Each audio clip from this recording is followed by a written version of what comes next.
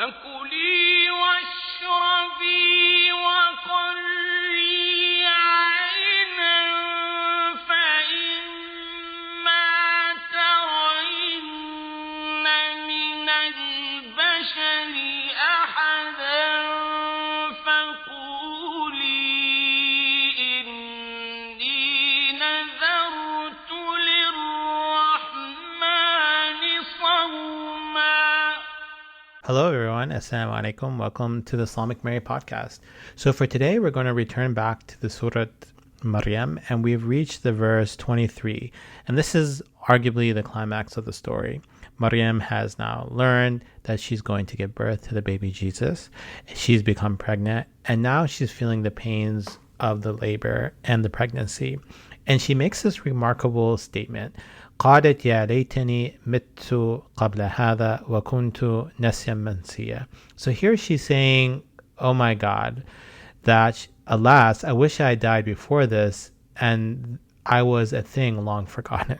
So I remember reading this, and sometimes you read something in scripture or the Qur'an, and it's as if you're reading it for the first time, that you missed reading it and analyzing it in great depth and detail.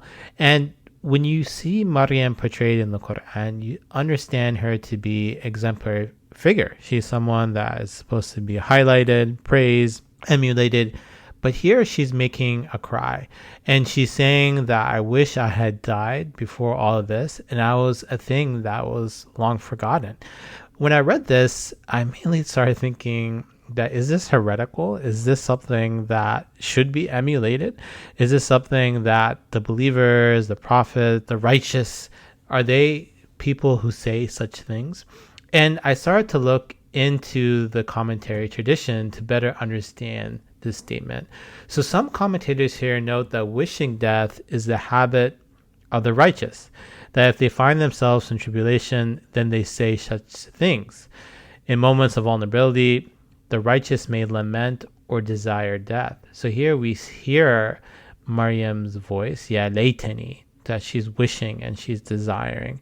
And then the commentator Al-Razi gives an example of the Battle of the Camel, where Ali, the fourth caliph and the cousin of the Prophet Muhammad, would face the army of the wife of the Prophet Muhammad, Aisha. So this was internal civil war. And before the battle, he says, I wish I had died 20 years before this. So Ali wished that he did not have to face off against Aisha and other Muslims, and that he had died long before. Similarly, the Caliph Umar once picked up a straw on the earth and emphasized with it, lamenting, I wish I weren't anything. Rather than being burdened with the power and responsibility of governorship, Umar wished he was nothing. So similar to Ali, he wished he was dead or long gone, and that he was just a straw on the earth.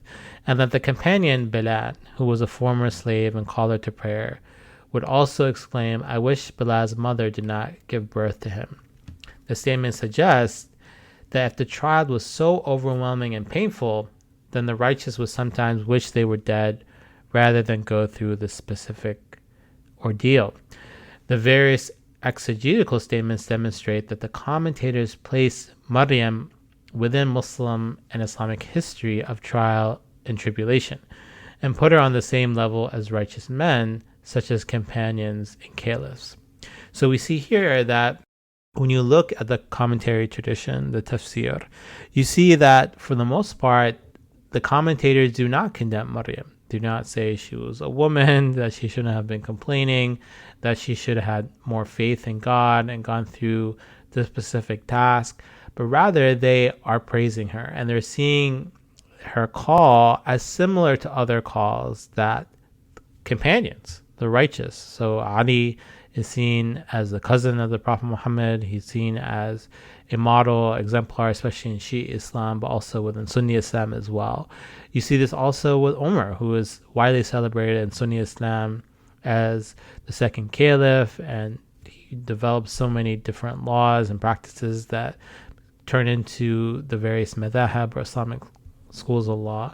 And then Bilal, who is a slave, who was from Africa, but converted to Islam, and he later called people to prayer. All of these statements are similar to that of Maryam. It also reveals that the commentators did not condemn her for wishing for death, but rather saw it as a natural part of pain and suffering.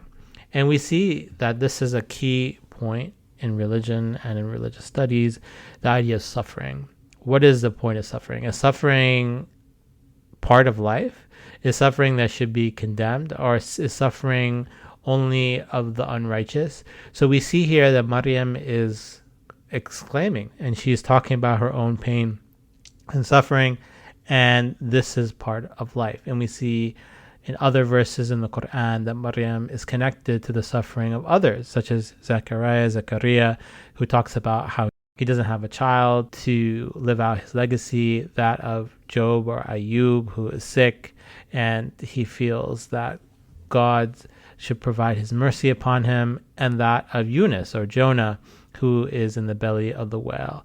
We also see that Ibn Kathir, one of the commentators, knows that regarding this statement, that it's permissible for the righteous to wish for death during a trial or a tribulation.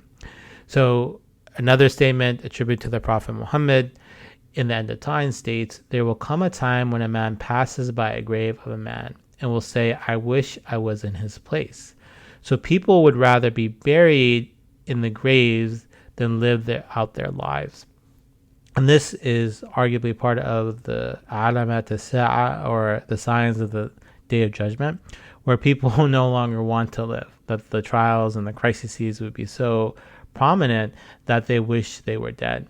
And then Maria de Cake in the study of Qur'an states that Mary's wish to have died before this means that she wished she could have died before the onset of the difficulties she now faced as a woman giving birth to a child alone, without a husband, including both the physical pain of labor and embarrassment about what people would think of her. So I love that statement because she combines the different opinions. So some say that she was in pain because of the labor. Others say that she was by herself and she was worried about shame and dishonoring her people.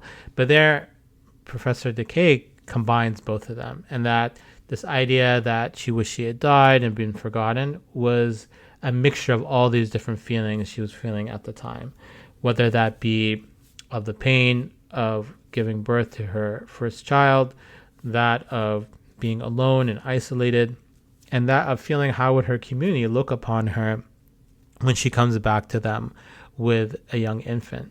And we see also the echoes. So one of the things I love about the Qur'an, in particular Surat Maryam, is that certain words remind us of different figures. Maryam makes this statement of death, that she wished she had died before all of this. Now the word death is actually used throughout this chapter, and it connects Maryam with other figures. So the first time the word death is used is regarding John the Baptist, or Yahya. وَسَلَامٌ عَلَيْهِ يَوْمَ وُلِدَ وَيَوْمَ يَمُوتُ وَيَوْمَ يُبْعَثُ حَيًّا. So the Qur'an here says that peace is upon the day that Yahya was born, the day that he will die, and the day he will be raised up again. So here Yahya is understood that he will be born just like any child, and just specifically like Isa or Jesus, and that he will die, that eventually he will be martyred, that he will return back to God, but then once again the Yom al-Ba'ath, the day of resurrection, that he will raise up and be alive. And then we also see the word death used to talk about Jesus or Isa, and almost identically the Quran says in Surah Maryam, وَسَلَامُ عَلَيْهِ, that Isa now speaking the first person. So in the previous verse we see Yahya is described as someone who will be born, someone who will die, and someone who will be raised up again. But in this particular verse, verse 33, we see that Isa is speaking as an infant. And it says, peace upon me, the day that I was born, the day that I will die, amutu wa yawma ubathu hayya, and the day that I will be resurrected. So once again, the words of death connects Maryam with that of John, of Yahya, that he will be someone who will be raised up, and also that of Isa, her son. Her son actually uses the same verb, that he will die and that he will be raised up again. And we see here also towards the end of the chapter. So oftentimes people focus on the beginning of chapter Maryam, the first third or first half, which talks about the story of Zechariah, Maryam, and that of Ibrahim and some of the other prophets. But we see that the second half of the chapter Maryam is also connected to the first half. And later in the chapter, we see وَيَقُولُ الْإِنسَانِ, that the humanity or a particular person will say, وَيَقُولُ الْإِنسَانُ أَإِذَا مَا مِتُّ لَسَوْفَ أَخْرَجُ حَيًّا.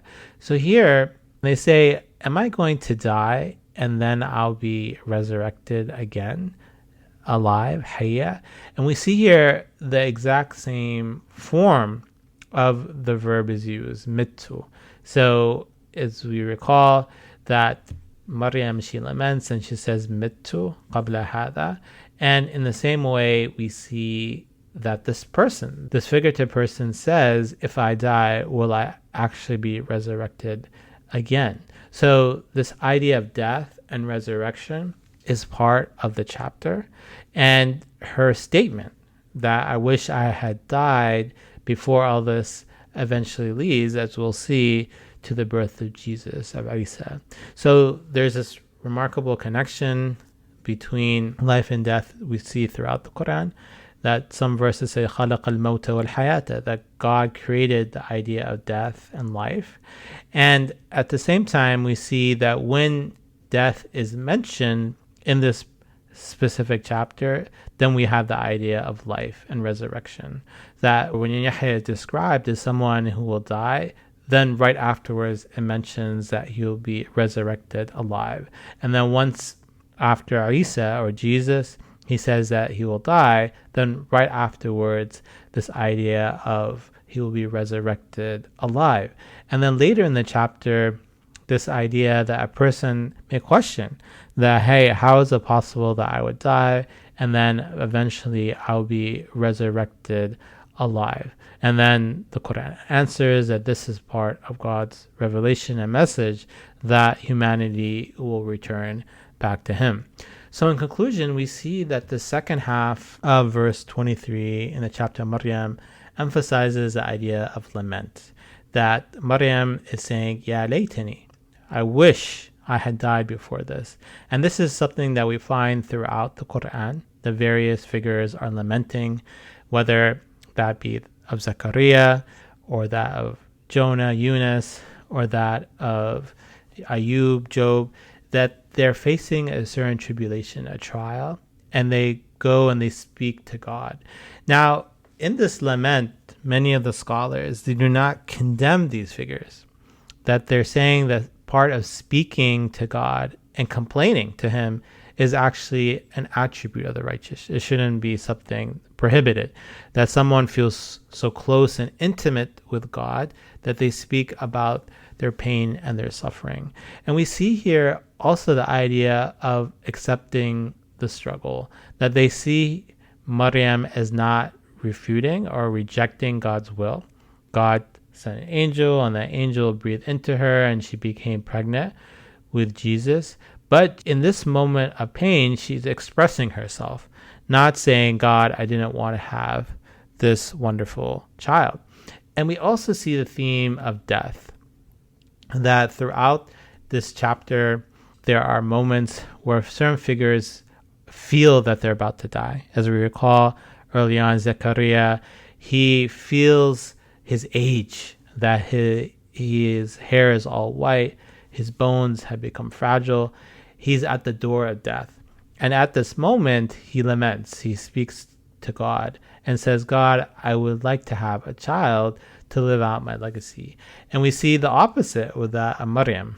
That Maryam is a young woman, but she's going through this remarkable trial and tribulation of having birth, having a child for the first time, alone, isolated, and potentially within a context where she'll be condemned and shamed.